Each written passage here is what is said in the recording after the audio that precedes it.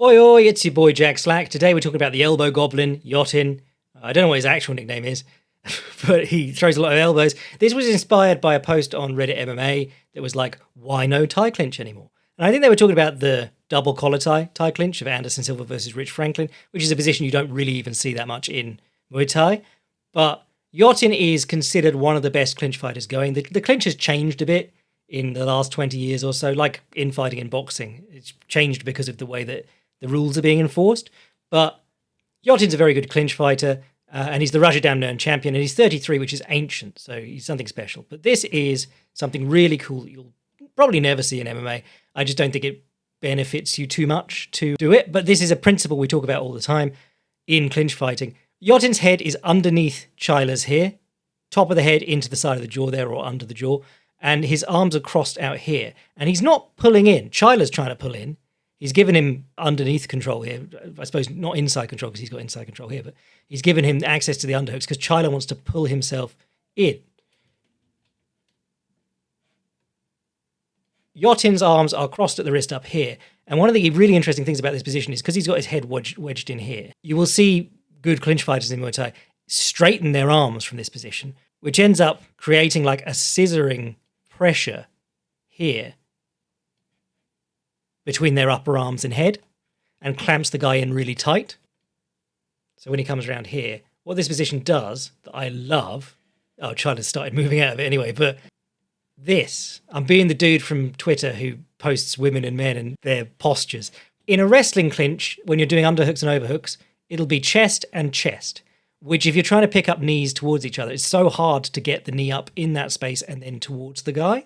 When you are upright and angled, wedged in under here at the head, hips behind head, you could actually get knees in this way now. Or you can do the pick it up and curve it in that way, but Conor McGregor.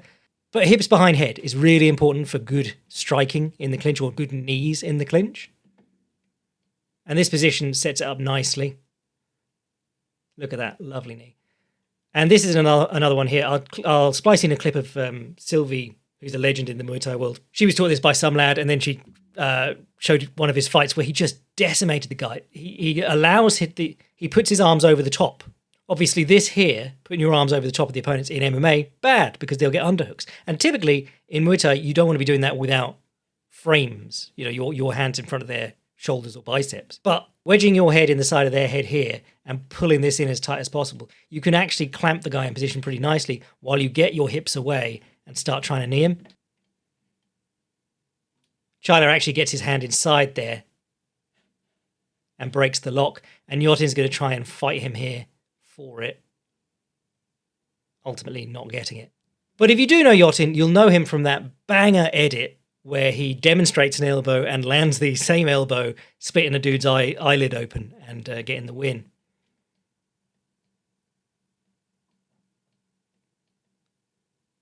That was this one against Petch something or other, but that Petch, because he's fought a couple of Petches, but that Petch did not give Yothin, he didn't make him go looking for him. That guy was right in Yothin's face, and Yothin was able to lance him up with elbows because of that. Most of the time, Yothin has to chase people. Or, he has to navigate the distance between himself and the opponent. One really nice way that he does this is establishing the right low kick. Basic, naked right low kick.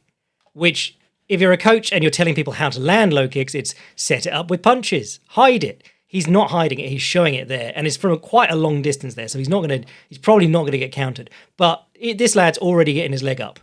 Because in Muay Thai, unchecked kicks score pretty well. You've either got to get that leg back out of the way, or you've got to pick it up and turn it out to check. So what Yothin does is he establishes that right leg, and then he makes the feint look like the attack. So for the attack, he steps forward onto this foot and squares his hips. That means if the opponent's seen it, they're going to lift this leg up. And in we are.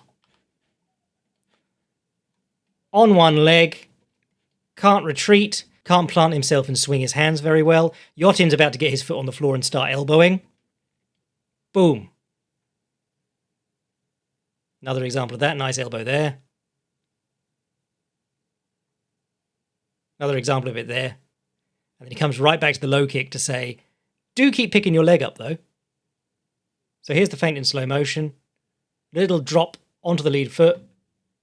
That's enough. That's all he needs to get a reaction out of the guy. If he doesn't react, he'll just step through and throw a punch.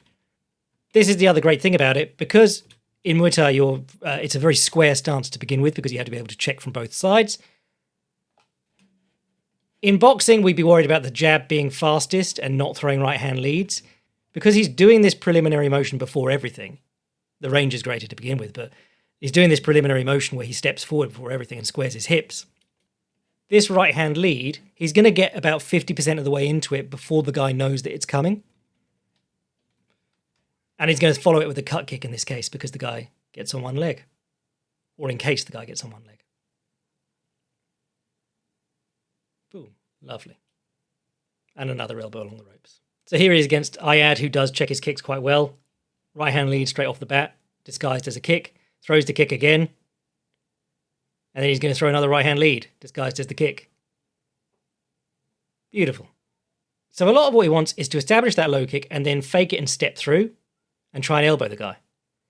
This is quite interesting because Andres doesn't really check the kick very much. He just sort of sits down and swings, and that ends up working out worse for him. But you can see how aggressively Yothin is looking for these clinches. If he just ran at you without establishing anything, he'd probably get himself into a lot of trouble. There's another right-hand lead again. Oh, and there's that position that I was talking about, with the arms locked, the hands locked on the far side of the head. Good elbow there. Another low kick and a step, but he didn't get his man in position to do it. So he's getting a bit reckless with it here. But this is the most aggressive Yothin fight, to be honest.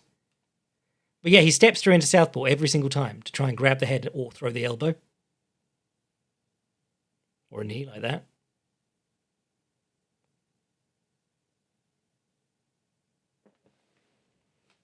Oh, good elbow to the face there. So this lad isn't respecting the low kick. So what he does is he just steps up and high kicks him. Boom, in the head. Fakes it, steps through, gets his position, good knee, and whops him with the elbow. Oh, lovely. Here it is in slow-mo, or from a different angle. Real short, but right on the chin. Goes for the high kick off the bat again. It is crazy. This lad is not checking at all, so he just gets to sort of walk in on him without having to worry about navigating a good kicking game. Does get punched a lot in this fight, though, whereas most of his opponents, because they're checking, they're on one leg, they can't really punch him very hard.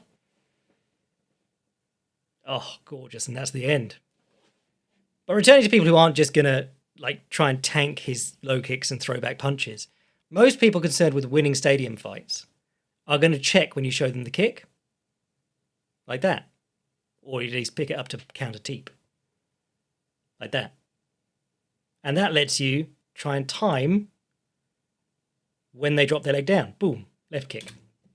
Very rare Yothin left kick. Very right heavy kick fighter. So this is Yothin's bread and butter. Fake, pause, body kick. He's going to fake by pointing his right knee at him.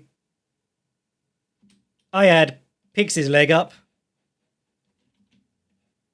to check. Can't stand on one leg forever. People don't check with the intention of standing on one leg for a long time. They pick it up and then they're almost immediately going to put it down. It's a timing thing. They want to time the check. So the pause really throws people off. This is going to be coming down and this whole area is going to be open for business, or at least kick him on the arm, which scores. Boom. Fake, pause, body kick. Fake, pause, body kick. And you can see where this is going. Like I said, he can turn it into the right-hand lead. Boom. Re-establish the low kick. When he picks it up again. Yeah, you get to punch a guy in the face on one leg. So I talked about all that on an article, or in an article, back in October. But this is a really interesting fight because Chyla is a southpaw, and Yothin has faced him, I think, 4 times now. Their last fight in RWS, Yothin came out southpaw and fought the whole fight southpaw. And he has some tricks from there. This isn't Chyla, but this is a southpaw Yothin. Well, the elbow from the edit, but on a different opponent. But this time he came out orthodox, and he tried to apply the same sort of tactic with the fake pause kick, but he's not doing body kicks most of the time. He's going to the inside of the ankle which is crazy. He's hitting the shin a lot, but Liam Harrison just had him over for a seminar. That was a fake to the body kick. But Liam Harrison just had him over for a seminar, which is up on YouTube and you should watch. And he said, like, he had Yothin hit him with it, and he said he hits you on the inside of the ankle, and it hurts like hell, which is crazy. That people are always finding these new little ways to. I think with the calf kick and the inside ankle kick, as we're now going to call it, the genius of it is that because they're not particularly valued scoring targets, and if you can actually get to hurt people on them, you're giving them a new problem in the middle of the fight, saying, deal with this now. And he just kept irritating Charlie with that. And that is a beautiful entry. Look, boom. Forearm right to the jaw. And back to the ankle. And the bonus of this is like the calf kick. Oh, ended up in a clinch there. If you clatter through on the check, you're kicking so low that you're just going to hit the bottom of their leg. You're not running into anything solid.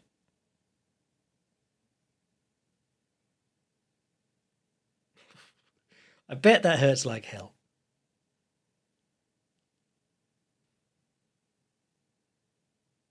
Oh, another battering ram entry there. But as you can see, he's doing a ton of kicking. He's winning the kicking battle when he's not. He's the clinch fighter. And he's doing it all with his right leg, and he's not particularly flexible. He's a hero to banged up old men like me. Right, that'll do us for today. We'll talk about Shinya Aoki's Dream Run on another day. And a lot of people gave me great suggestions for the next one too. So catch you later. Cheers.